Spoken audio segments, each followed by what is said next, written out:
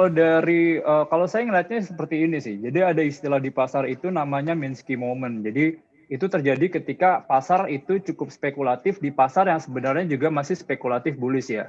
Kelihatannya dari mana? Jadi kalau kita lihat kan ada istilahnya itu market divergence ya. Market divergence Mhm. itu adalah korelasi antara IHSG dan juga foreign outflow. Kalau kita lihat kan belakangan ini bisa dibilang kan market diverse ya. Indeksnya naik, cuman outflow-nya itu trennya keluar. Jadi Mhm. mungkin kalau kita bisa flashback ke zaman-zaman awal tahun 2018 ya. Di 2018 itu ketika ibaratnya indeksnya juga naik signifikan, foreign-nya keluar, nggak lama setelah itu market mengalami correction karena sebenarnya dari Mhm. sisi trading behavior kita lihatnya sih trading behavior kalau dari sisi foreign investor itu biasanya kalau taruh di pasar itu time frame-nya lebih panjang. Jadi bisa dibilang volatility-nya nggak akan setinggi kalau seandainya domestic investor yang involved di situ ya, which yang sebenarnya kan lebih tektok-tektok atau short term trading, jadi itu bikin volatility di pasar juga. Kalau dilihat dari kenaikan cukup signifikan, benar cukup signifikan dan saya bilang nggak terlalu banyak katalis Mhm. positif nih buat dari sisi IHSG-nya karena kalau kita lihat buat dari sisi realization dari sisi stimulus itu juga masih rendah ya itu Mhm. belum kelihatan spillover-nya ke sisi ekonominya. Dan yang paling Mhm. penting sebenarnya sekarang adalah consumer confidence nih. Jadi kalau kita lihat consumer confidence-nya belum pulih, despite dikasih duit, dikasih stimulus, despite the reopening the economic, cuman kalau orang ibaratnya belum pede terkait dengan sisi vaksinnya, Mhm. mereka nggak akan spending.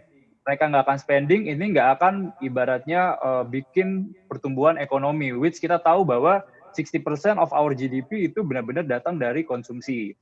Jadi menurut Baik. kita masih ada risiko sih sebenarnya dari sisi ISG-nya di level sekarang. Mhm. Nah, risiko ada, tapi peluangnya ini seperti apa, Mas Niko? Karena kan ini banyak yang bilang juga saham-saham secara sektoral, apalagi yang big caps nih, udah banyak terkoreksi, katanya udah banyak Betul. terdiskon. Nah, sikap dari investor ini sebaiknya gimana sih kalau kita ngelihat market correction yang sedalam ini kemarin sempat diskon 35%, kemarin juga sempat Hmm. diskon 5%. Nah, sikapnya kita ini sebaiknya seperti apa? Apakah kita tunggu dulu karena di depan ini sepertinya masih akan ada koreksi lagi, atau kita koleksi dari sekarang nih?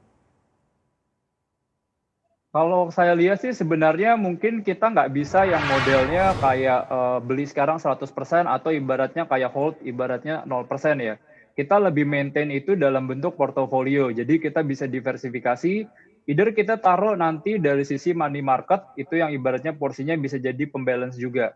Jadi Mhm. kalau kita ngelihat saham tuh sebenarnya ada tiga sih modelnya Mas. Pertama adalah alokasi aset, kedua adalah pemilihan sektor, ketiga adalah pemilihan saham.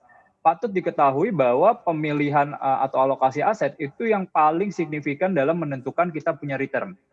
Nah, jadi kayak Mhm. misalnya contohnya kemarin ya, mungkin di awal tahun saya juga pernah stay sih. Kalau kita di barnya di tahun 2020 ini nggak boleh terlalu agresif nih. Kita bisa bilang bahwa fixed income masih menjadi primadona buat kita karena sebenarnya ruang buat pertumbuhan suku bunga masih ada, inflasi masih rendah, di situ positif.